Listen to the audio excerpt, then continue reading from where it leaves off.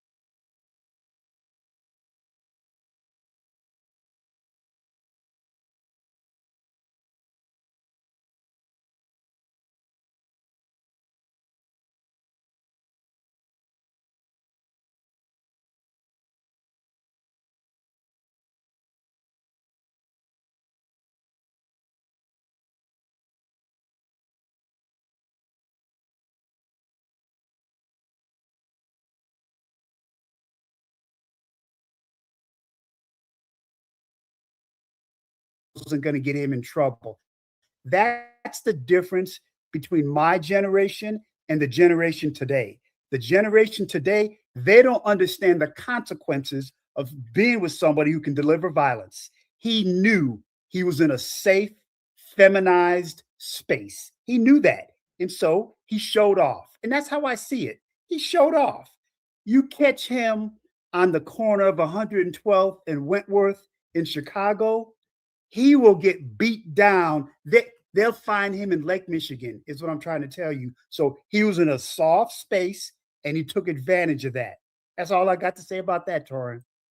I feel you. Torin, I just wanted to, in 20 seconds, is it okay? Go ahead. I want to Go right respect ahead. the room. I'm sorry. Go ahead, bro. Oh, Tony, brother, I didn't know you was in the Wild Hunters, brother. I'm in Dalton, 149th.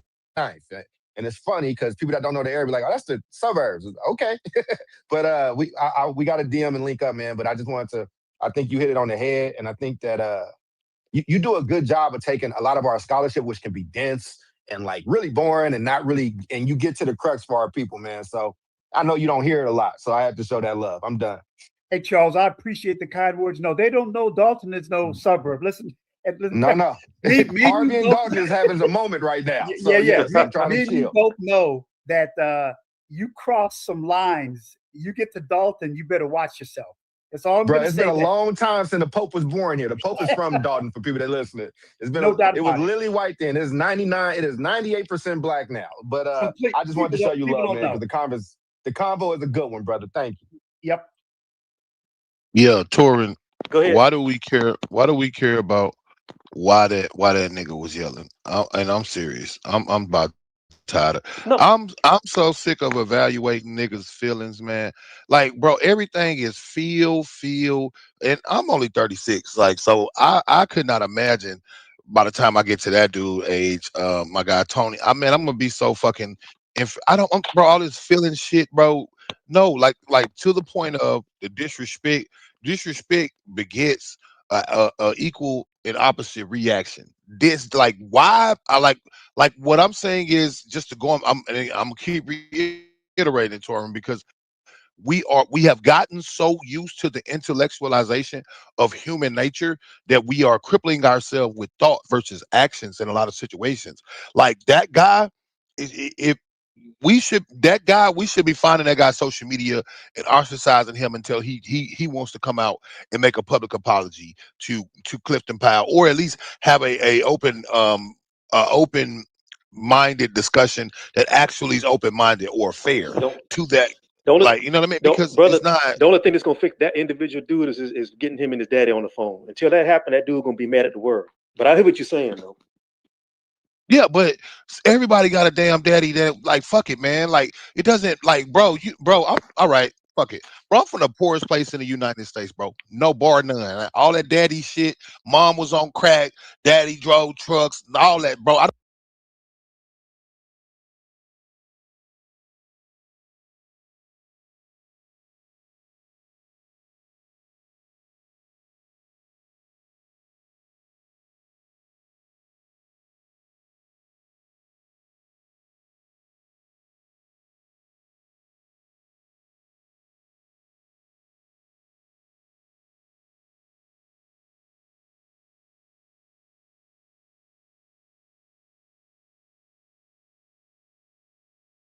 Is because I'm a student of human nature, but just because of the nature of what I do, and Okay. I like paying attention to what people's motivations is. Like Tony said earlier, if you go back and look at that tweet I put up when I said that started all this, when I said that it's a lack of men in these households that got these dudes acting like that, you go back and look at the responses, man. There's people calling me everything under the sun, but they're calling me that from a distance, because I ain't trying to piggyback on what Tony said, but Tony has some years on me. But I grew up from that era too. Like, I'm from Duval County. I'm from Jacksonville, Florida.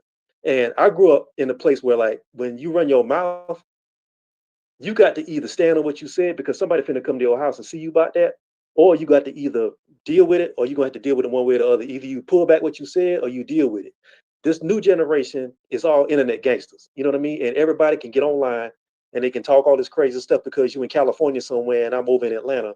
And it sounds good because you ain't got to really deal with no consequences of it. And I think that's what the difference is between some of these cats. And I do want to push back on something Tony said earlier. I think it's something that a lot of us don't realize, that we're coming into two generations of boys who literally have been raised by the television and the internet, for real. When you got when you, I know y'all see it, when you're out somewhere, you see 2 and 3 year old babies who can barely walk in strollers, but they know how to work a phone. We're 2 generations deep into that. And what goes on in that phone is really reality to these kids. And they think saying something sassy to somebody, or saying something, or running somebody down, or running somebody slick, or saying something slick and getting a bunch of likes on that, that's equal to really checking somebody and having the actual discourse. That's true. And it's so crazy now, it's to the point where, like, that's moved into politics. Some of y'all probably remember, and I'm going off on a tangent real quick, but some of y'all probably remember those political spaces that was happening up until Kamala got beat last year, or 2 years ago. And you had full grown people who were in the side on the back in the back for the Democrats, who were in their 40s and 50s. I know some of them was talking real crazy on this app to people who were undecided voters, and they basically thought they was gonna walk into the White House and get a job at Kamala. And then when the inevitable happened, then people ain't nowhere to be found. It's been a year and a half, and some of the people I ain't seen in damn near 18 months. So I'm saying that to say that this online stuff is really become a sort of matrix where people really do believe the stuff that happens on these apps really is connected to real life. And if people who are in their 40s and 50s don't understand that, imagine what somebody 25 and 30 is doing. Oh no, no, you dead on the money with that one. That I didn't, I don't jump in on it. But yeah, no, I hate when people say that, bro. I'm a person on the phone, and you a person on the phone. Every one of us is a person on the phone. So if the internet not real, that means none of our bills is.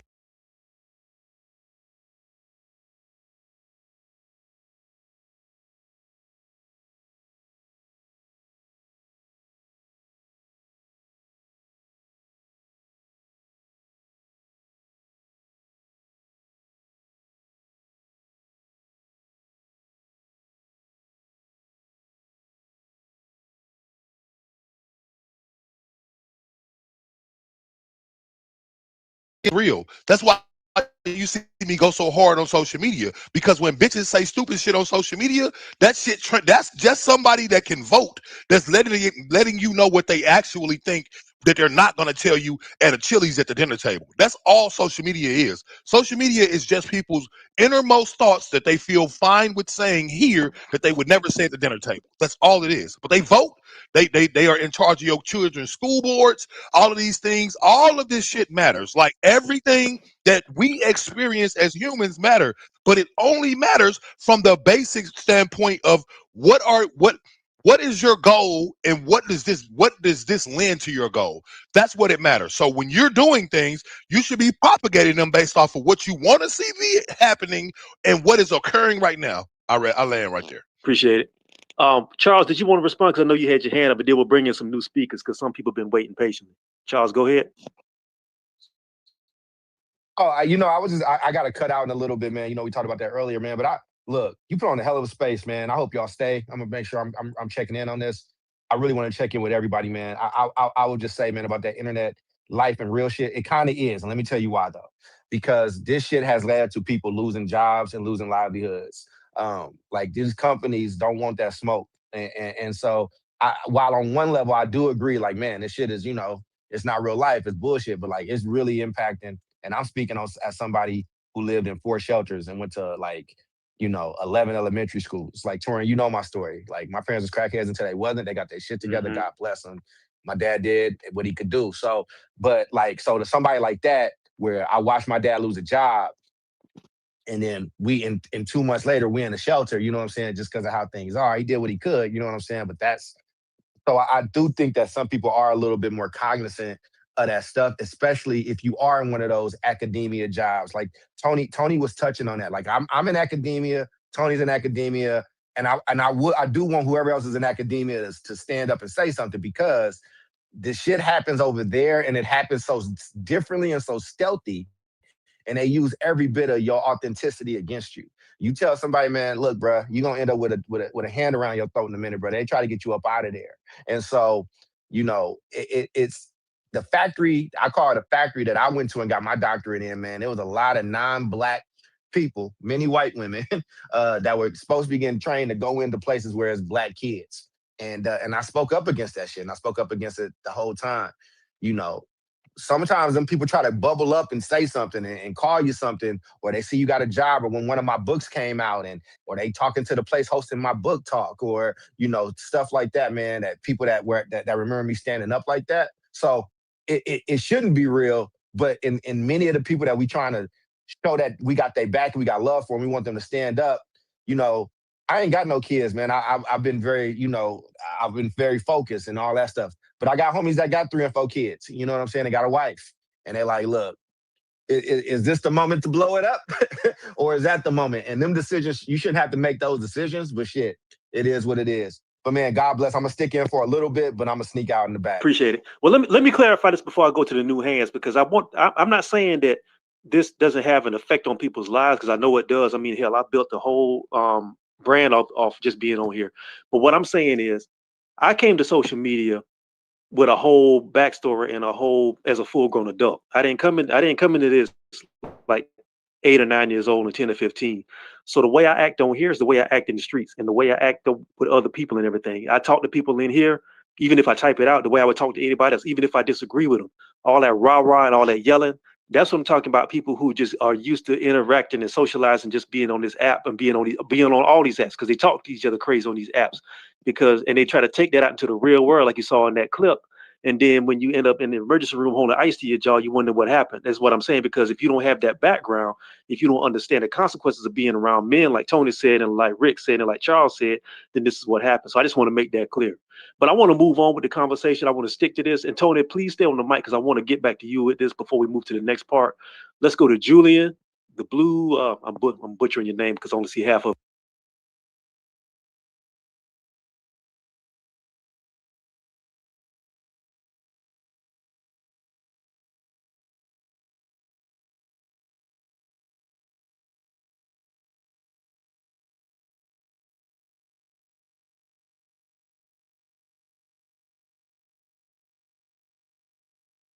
Out to all the kings that have been up here on the panel speaking so far. I'm absolutely loving it. I listened to that panel, and what I hear is a bunch of men who are not raised by men, who are raised by 2-3 generations of women in the same house, and learn what it is to be a man from women instead of learning what it is to be a man by the actions of other men around them.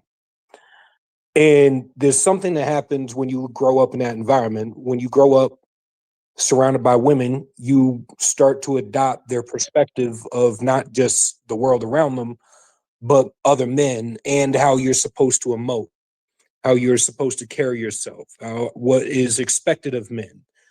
And as we know, my mom is actually the one who always told me that women say half of what they feel and mean half of what they say, that there's always more to the story.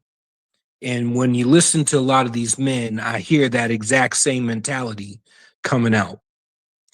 And while we all want to be advocates for our moms and our sisters and our grandmas, the reality is those Black men that were up there on that panel, which was put together by an organization that is not about men's issues, it's about women's issues. It's about abortion. It's about things like that. It's like a bait and switch. We're gonna collectivize a bunch of men who already rock with our point of view, and then we're gonna put them on a panel together to discuss our point of view, and we're gonna frame it as dealing with men's issues. Mind you, they stood up there the entire time making villains out of Black men. And what I heard a lot of was the attack on the patriarchy, and I wanted to address that specifically, because what most people equate to being the patriarchy are not all men. It's not the 99% of men in society that are going around, going to work jobs, want to take care of their families, want to be good dads, be stewards of their communities, and want to build a legacy. It's the 1% of men, or the 0.001% of men who run everything from the shadows. And I won't even say from the shadows, because they're so rich And they live such extravagant lifestyles that they don't fear anything, and they will flat out come out and tell you exactly what they're planning on doing to your face because they know damn well you can't do shit about it. When women talk about the patriarchy, they're talking about what they're referring to as them. Now, a while back, I had posted, and I believe I sent it to you, Torin. I'd posted and I'd written an article about it, about the idea of divine masculinity. And I wrote, and my point was, and I had referenced the movie Troy. And in the movie Troy, you have multiple different views of masculinity. Toxic masculinity from the female perspective would be Agamemnon. And toxic masculinity from the male perspective would be Paris, the Prince of Troy. When a woman sees a toxic masculine man, she sees a man who will manipulate, beat, and screw over women and other men in society. The guys who are absolute villains in the way that they interact with everyone around them. When we see a toxic man, we see a weak man. We see a man that makes society have to answer for his failures and ultimately makes a victim of everyone around him due to his own ineptitude. And then you see multiple examples of what I call divine masculinity. Achilles, Odysseus, and Hector. Hector would be the ideal version of a masculine man, the man that is willing to die by his honor and sacrifice everything for those around him, who is always putting himself as the shield against the wolves, or the sheepdog against the wolves, absorbing arrows to protect his community, his family, and the people around him, the steward of his community. Odysseus and Achilles to a lesser degree, but still it fits. Even with their flaws, they still represent an idea of divine masculinity. Hearing these types of panels go down, and as the brothers had already said, I can't remember who was up and said it because I was in the middle of trying to cook dinner and shit. I hear, Black men have always been the ones who get the brunt of everything in society. We have been overtly targeted. So the feminist movement was about white women displacing the white male patriarchy on their side of the aisle. And then they tried to filter it into the civil rights movement. It was laced with a heavy amount of Marxism and shit like that, trying to use the ills that were already present in the United States in lieu of class warfare, like what took place in Europe, in order to get their proletariat revolution. And they tried so many times, and this is about the closest they've ever been to actually being able to pull it off, because there's a natural progression of cultural decay that takes place when you displace the family structure. And while we do a lot of talking as a society about the nuclear family, the reality is before we were nuclear families, we were extended families, where your grandmother and your grandfather used to live within the household in order to pass on wisdom while the father was out there getting it and the mother was raising the children. Their jobs were to pass on the lessons that were learned in the past that we didn't necessarily have time to teach our children while we're out there getting it. And the more you displace that extended family, the more you have to rely on a nuclear family, which puts a larger burden on both the mother and the father. And then when we put women in the workplace, what we did was we actually displaced that nuclear family and all those moral lessons that needed to happen within the household. And I'm not just talking about moral lessons that you teach to your kids. Being an example is just as important as the lessons that we overtly teach them. Because if you teach them things that you don't live and embody in your daily lives, they'll end up embodying what you embody. They'll embody your example, and they'll ignore your words if your words are not conducive to the lifestyle that you live. And Hey, the way Julian, you I want to put a yourself. sidebar. I want to put a sidebar on what you said, because most of us, from who are 35 and up, most of us grew up in that extended family where even that extended family was bigger than just your extended blood family. Because it's a cliche for some of us, but we all remember that was like any lady on your street, any older lady on your street could watch your kid, could watch you as a boy, and you might be playing with the neighbor kids up the street, or you might be playing with your cousin around the block, And if one of y'all get in trouble, all y'all getting the ass whipping. You know what I mean? Your grandmama gonna beat you, the lady up the street gonna whip you, and then when your daddy and mama get home, you finna get tore up again. People didn't realize that was the extended family you're talking about, where everybody could be a part of that because it was a community. For some of y'all who don't remember that, go look at some old clips of Good Times when James Evans whipped everybody kids ass, because he was the father for everybody who came in that house. Like the scene everybody remembers when Michael's bully came over there, the little short dude who looked like Prince, tried to keep her from studying and stuff, and he started talking smack to James, and James took his ass back in that room and went to work. You know what I'm saying? That's extended family. You know what I'm saying? I think he even said it in that scene. And see, that's where the damage of gentrification really hits home. Is because when gentrification really hits a community, what it actually attacks is that extended family. That extended family that extends beyond just your blood relatives, but to a community of elders looking after the youngsters. And I remember those days of messing around on a block and getting home and catching an ass whooping because I got caught out on a block doing some dumb shit. I remember those days growing up in Dayton, getting my ass whooped as soon as I walked in the house. But now my parents are divorced, and they've been divorced since I was 3, since they came back from England and got out of the service. However, at 12 years old, I moved up to New Hampshire with my dad as he started a new life so that I could be raised by my father. Because the years where I was becoming a man, I needed the example of a man to follow. And between that and the cultural decay, the natural progression of cultural decay that exists throughout generations in every single ethnicity on the planet, not just ours, and it's more prevalent in Western society than it is anywhere else.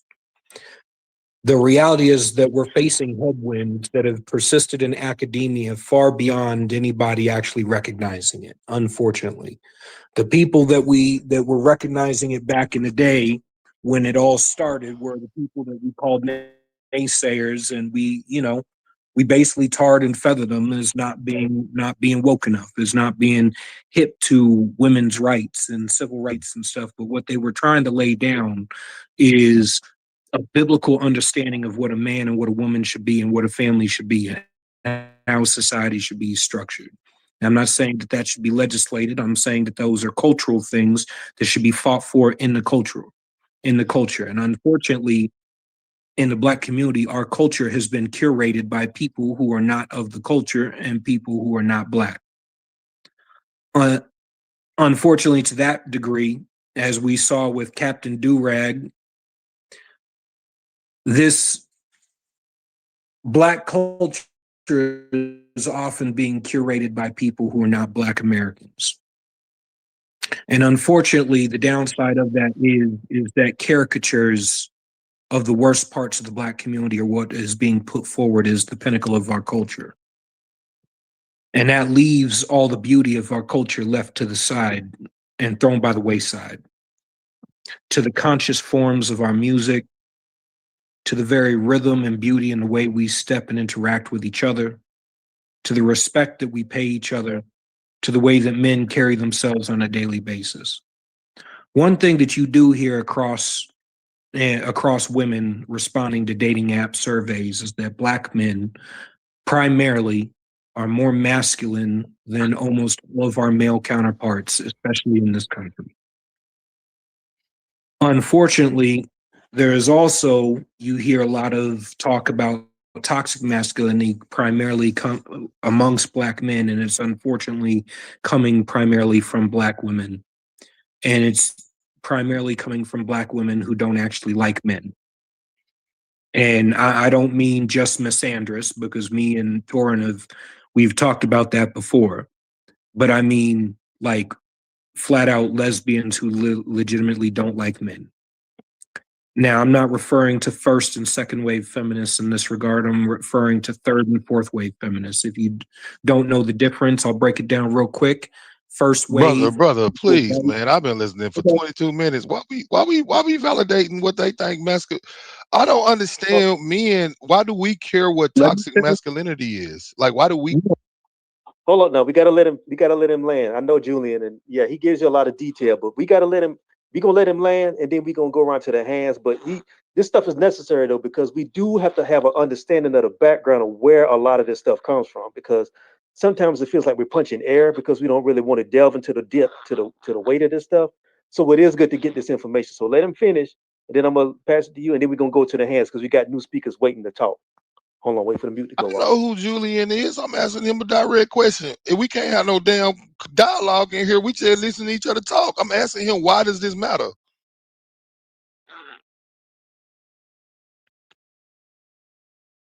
Hold on, wait for the. I don't know what's. Wait That for the mute is to go off. important to. I'm trying to understand where he going because we steady talking. He's saying the All right, all toxic right. masculinity. I'm trying to see So where this Hold on, let him going. finish. sorry, Let him finish. Go ahead. that was a double mute. I was stuck on it. The reason I give the background and the quick breakdown of the four waves of feminism is because the four waves of feminism and the degradation of popular movements, especially cultural movements, is not exclusive to feminism. All right, all movements start with a basis of equal rights, then normalization of those rights, then militancy, and then regression. Where in the fourth wave, the third wave is militancy, and the fourth wave is regression. Where eventually, in order to keep the thing going, you end up arguing against what you initially argued for in the beginning. And you end up undoing the very foundation of what you were trying to accomplish. So you see the feminists doing this with militancy went from normalization of equal rights to I don't need a man, I don't want a man, men ain't shit, I can do everything a man can do. Then you have, because women in the fourth wave of regression, you have women taking the I can do everything a man can do and adopting the woman is a social construct at the same time, deconstructing what it is to be a woman and deconstructing everything it is to be a man and a woman at the same time. So now women are exchanging the worst of what it is to be a man for the best of what it is to be a woman, which puts us at adversarial positions as women tend to move further and further and further to the left, and men are staying pretty stagnant. There was a poll, a study that came out showing that women are getting drastically more progressive, but men ebb and flow over time, but stay pretty consistently in the exact same area. And there hasn't been a real cultural shift amongst men until recently, where more men are getting more in touch with their faith, more men are going back to church, more men are getting healthy, are seeking mental help, and things of that sort. There's a cultural, more conservative shift of men basically taking back our place in society. And then when it comes to Black men specifically, the brother was right earlier when he said, if you can take down Black men, you can take down everything.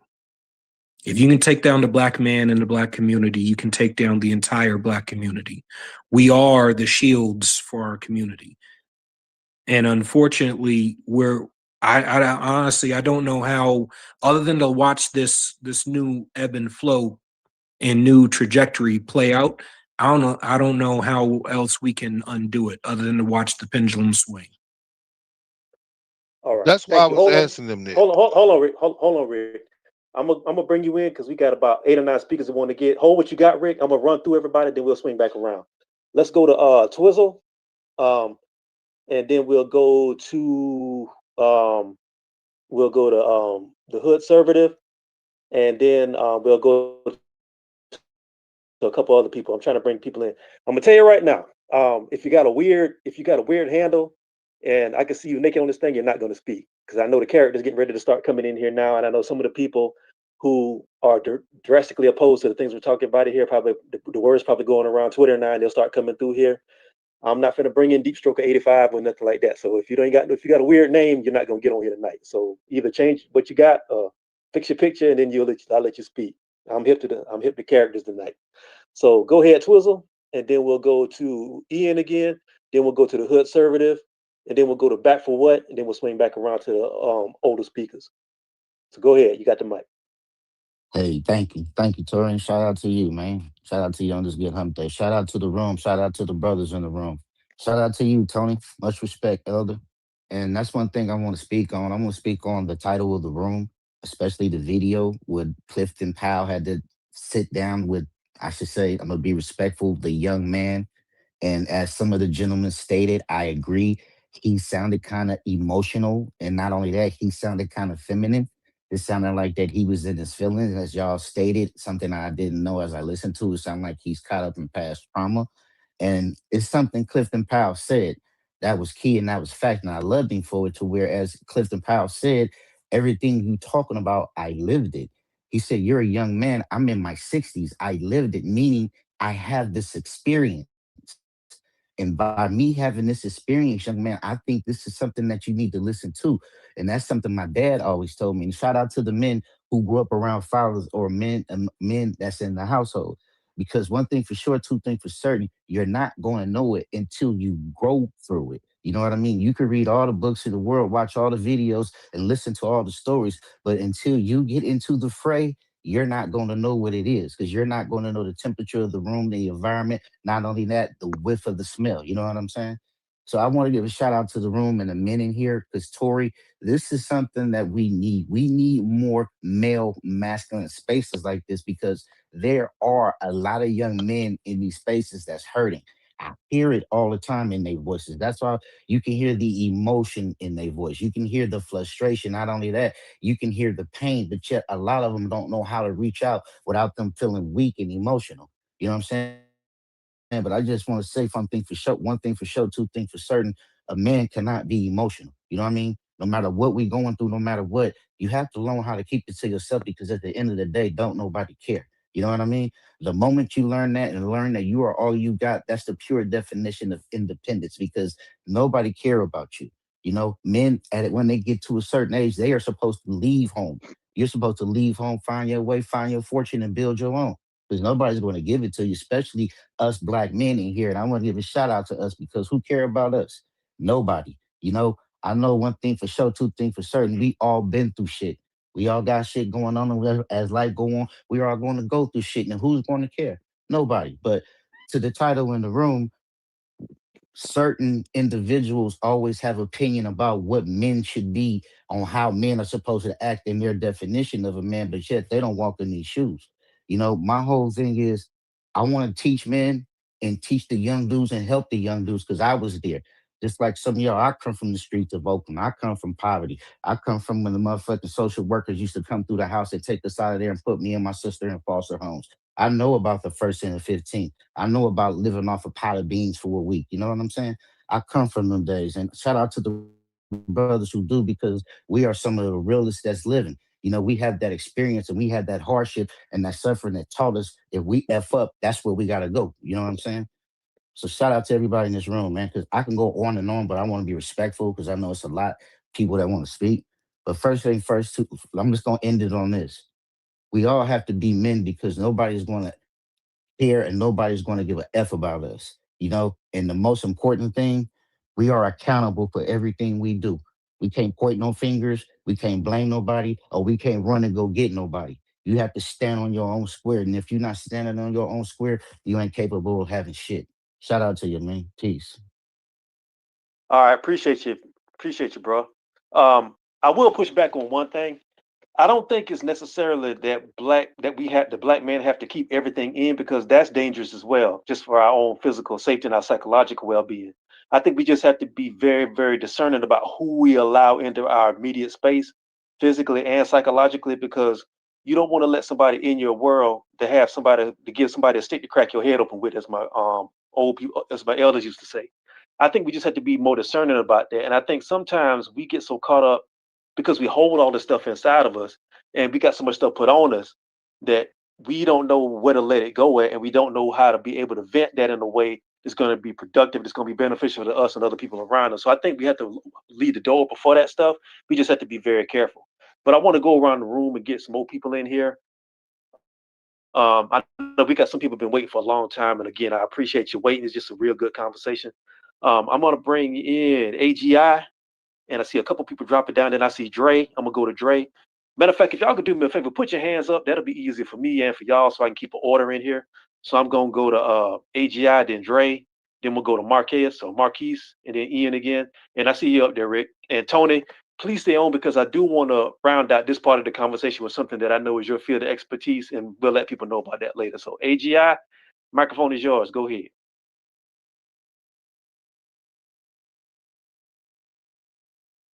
AGI.